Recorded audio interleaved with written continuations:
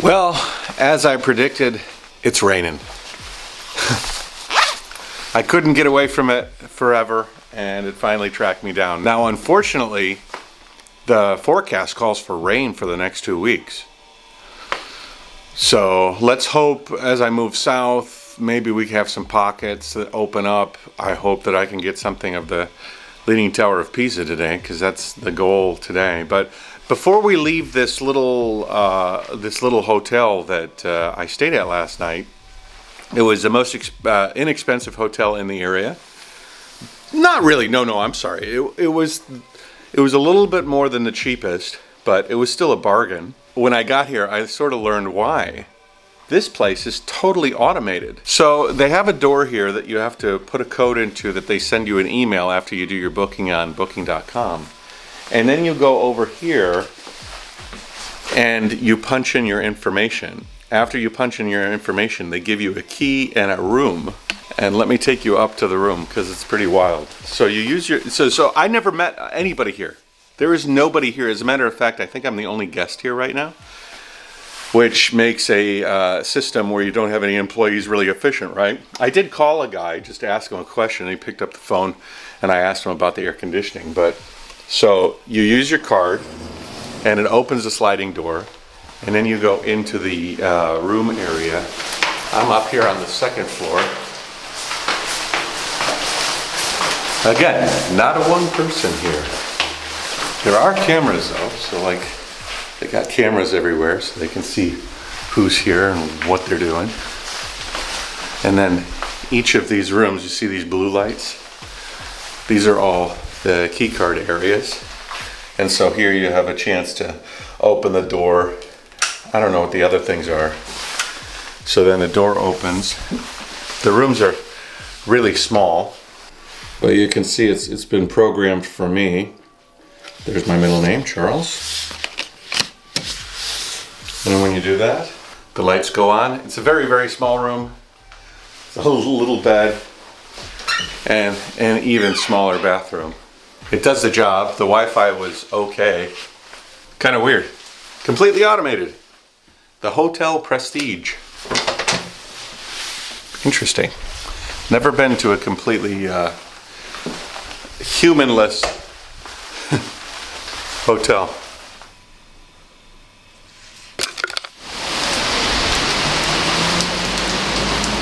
Alright guys, so this is sort of a test now, you know, to see how the trike, especially the seat, this is the padded seat. I'm curious what's going to happen when this seat gets waterlogged, so that'll be an interesting test. We're testing out my rain jacket and it failed already. It's coming through the zipper, so after a while I started feeling like this chill effect of the water coming through my jacket zipper.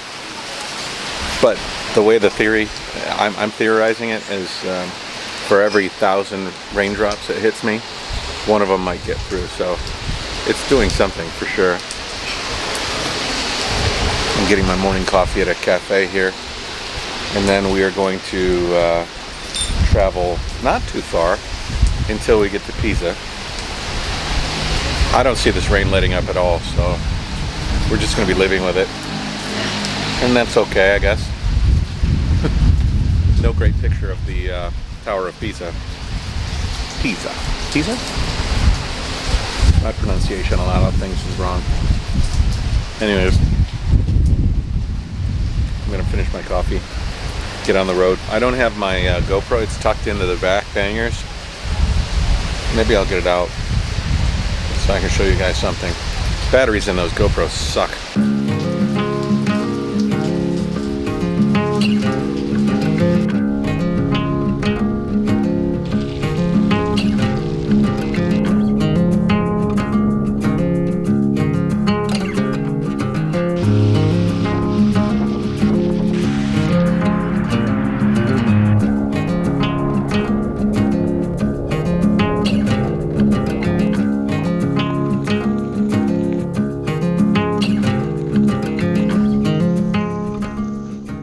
Alright guys, it is raining, it is pouring, and this is the Leaning Tower of Pisa.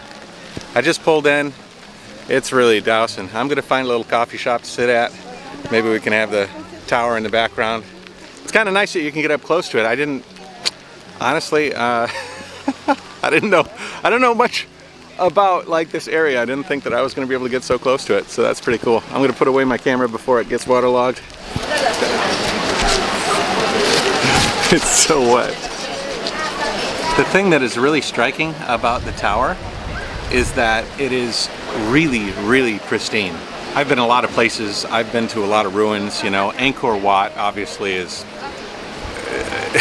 centuries and centuries and centuries more old than the Tower of Pisa, but the marble is really, really smooth, really, really clean. Actually, the whole complex here is pristine. You can tell it's very, very well taken care of. You can walk up to the top. I'm not going to do that right now. I sort of want to get to Livorno. The islands, I just checked the weather. It's not so bad. The weather might clear up when we take the ferry, which is good. I did notice there's a little malfunction with the design of the trike. I found a flaw, guys. I found a flaw. The seat of the Thai Fly X sits up higher by about like 5 to 10 centimeters. It's really high. Thank you. Whoa, careful, careful. Yes. Grazie. That also means that the bags that connect to the seat are also higher. And you would think that's a good thing in the rain because they're higher from getting into puddles. But one thing about those bags right there, the side bags, they don't get water from the bottom. There's no way water can get. They can float down a river pretty much, as long as they stand up. The problem lies in the seam that is on the inside. Now, those are actually handlebar bags for most bikes, so they would sit in front of you. And the water, if you got any water, they would be coming from the front, and then you'd lift the lid from this way, and so there's like an open seam on the inside edge that would face you on a bicycle. On the trike, they're turned 90 degrees, and so that inside edge is now facing the seat. You see what I'm saying here? So the wheels now, as they turn in the front here, they will kick up water, and that water, if it's not all the time, but if you go through a really big puddle and you're going at the perfect speed, the water will shoot up and go in to that seam, which is pretty frustrating. You want a recipe? No. That's cool. Thank you. So yeah, I have found a flaw in the azub Thai Fly. Damn thing's just too high. I found that if I saw a big puddle coming, I would put my hand down, and it would keep that huge splash from heading up into the bags. But yeah, they're not. Those Ortlieb bags are not 1,000,000% waterproof. They're about 99% waterproof. That's still pretty good. Let's just say the Ortlieb bags are more waterproof than my rain jacket and rain pants. That I have learned for sure. I will tell you that the GoPro batteries stink. These things, if you have them for any period of time, they just don't hold a charge. This battery was at 60%. When I pulled it out of my package, it should have been 100% charged. So it lost 40% in a few days. And then I put it in the camera. I recorded for just a few minutes, and it's at 4%. Pretty soon it'll shut down, and I'll have to get another. I've gone through 2 batteries already. I have 1 more, so I have another maybe 5 minutes of GoPro time to use. Really disappointed in the GoPro battery retention, power retention. Everybody's striking the Pisa pose. Okay, it's busy here. Busier than I thought. I can imagine what it's like when it's dry. But there we go. The Leaning Tower of Pisa. So now we're going to go to the Livorno port and find out when the next boat is to Corsica. Get a ticket and head out of here. That is a pretty cool shot though. The Leaning Tower of Pisa behind me. Check that off the bucket list, I guess. A little break in the rain. Toned down to a sprinkle. Just enough to enjoy the tower. Livorno is about 20 kilometers away, the port is. We're going to buckle down I think that this is only a slight break in the rain, so I'll just enjoy it and then move on. That's a narrow road there. Narrow. A lady was talking about sitting at the coffee shop. She's like, my butt's gonna get wet. I says, well, it's not so bad. And she's like, what? And I pointed to the trike and she's like, oh. Riding a trike's kind of funny because your arm is sort of bent up when you're holding the handlebars. And no matter how strong and watertight your rain jacket is, water will get into your sleeves. And what'll happen is if you have a really good rain jacket, it'll pool at your elbows. And when you lift your arm up, it'll go into your jacket. When you put your arm out, it'll like waterfall out of your arm, which is sort of funny. I think the rain just stopped for a little while. Much appreciative. I am guessing that you could spend a considerable amount of time here. There's a lot of like ruins, a lot of old Italy here. I'm a little bummed that I'm taking off now, but I think it's sort of the way it's gonna be. The shots when it's raining get a lot less dynamic. For example, what I'm doing now is I'm holding the camera. I don't have my selfie stick, so I can't get like really far away, so I'm sorry if my face is filling up your screen. I put everything in my side bag there, and if I have my selfie stick sticking out of the bag, which is what I normally do, then it downpours and I'm not ready for it. All of a sudden I ruin my camera. I don't want to do that. You don't want me to do that. Nobody wants me to do that. Well, some people would like my camera to get ruined, me to never make another video again. But we're on a bike path here that is headed to Livorno, and on the path here I saw a few little critters that I'm trying to, so I'm everywhere until I pull the camera out. They're all gone, but 1 hour later.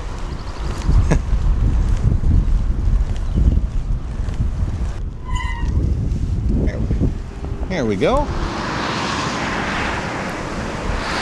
Escargot! This guy looks like he's been through the ringer. His shell is cracked. He's gonna have some fun. Yo! Oh, let's try that again. Yo! He's stuck to my head. Okay. Well, folks, it was bound to happen. We got ourselves a flat.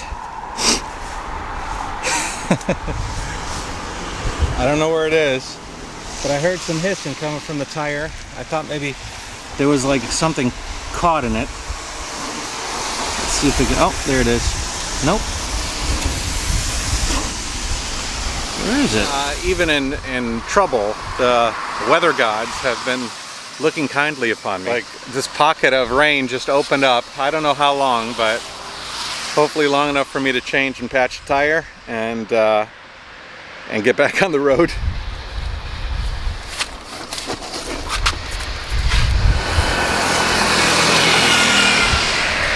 Here's the hole right here. I don't know if you can hear it, but I can't find the puncture in the tire. So I hope it just was like I ran over something sharp and it went in and then popped out again.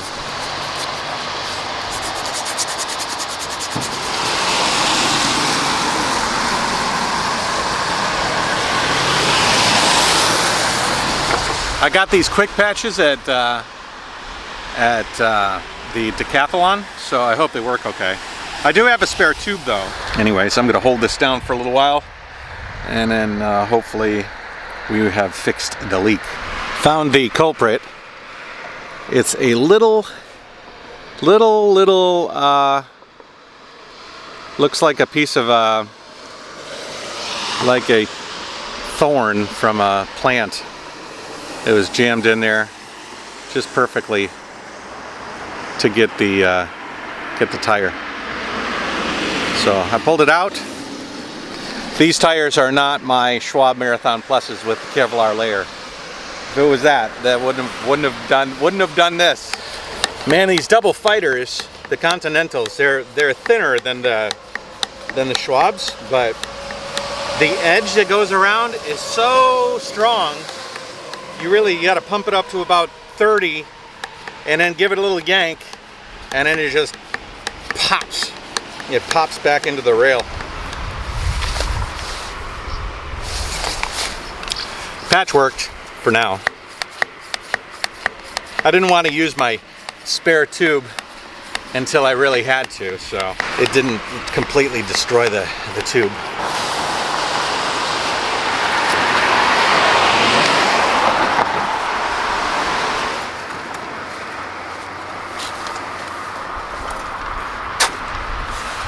All right, well, we're all patched up and ready to go. Took a little longer than I had anticipated, but the first time with this trike, you're sort of learning some different things.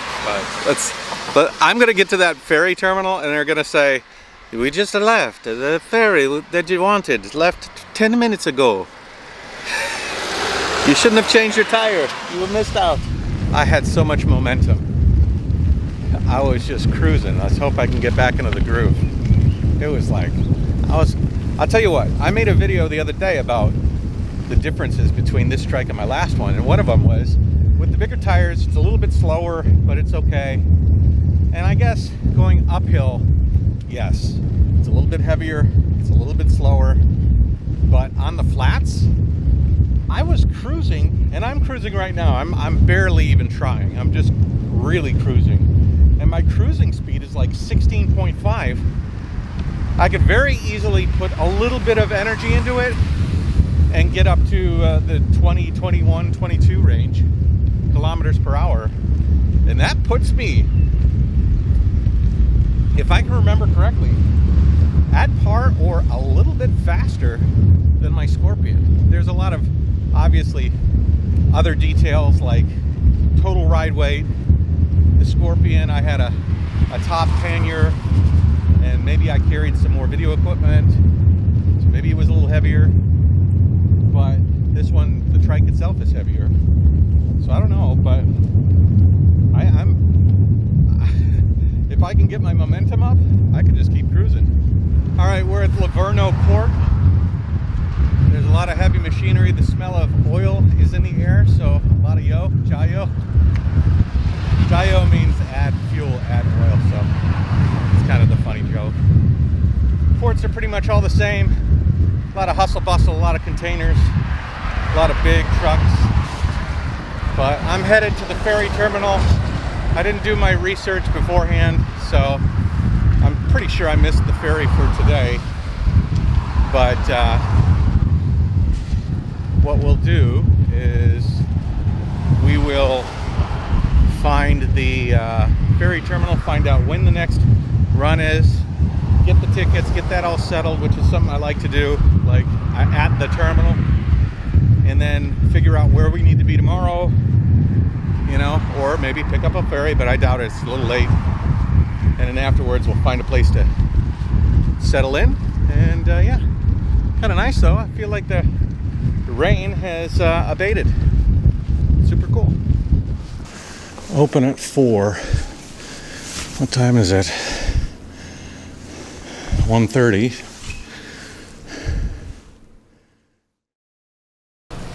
Okay, so I just bought my ticket. It's at 1:30 tomorrow. So I have to kill an entire day in the port city here. Okay, so I found a place to stay. It's called La Cita. I have to be a little bit careful on where I choose because a lot of these homestays are on upper floors and they don't have parking for the trike. And so, but one of the locals, I sat down and had a cup of coffee while I was looking for a place to stay, and he said a dish around here is made with chickpeas. It's like a sandwich. And you have to, you just go around and you look around and you ask chique chique 5-5. So we'll try and find a chique chique sandwich a little later, but for now let's find the hotel.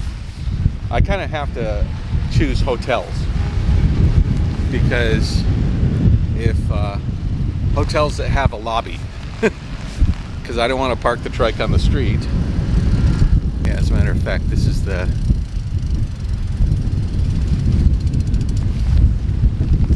Visita Hotel.